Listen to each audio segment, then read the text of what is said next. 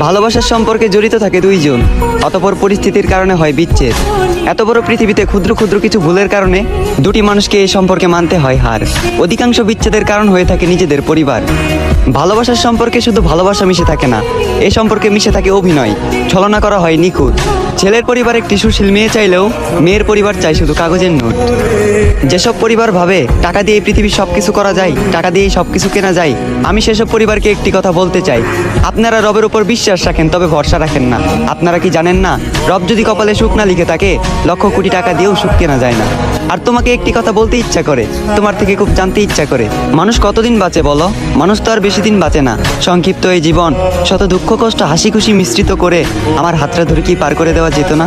আমাকে তুলনা করা হোক তোমার বাবার সাথে। তোমার বাবা যেমন নিজেকে বিলিয়ে দিয়ে তোমাদের মুখে হাসি খুশি রাখে, ঠিক তেমন আমিও পারতাম নিজের রক্ত বিক্রি করে হলেও তোমার মুখে হাসি ফোটাতে। আমার চোখের ভাষা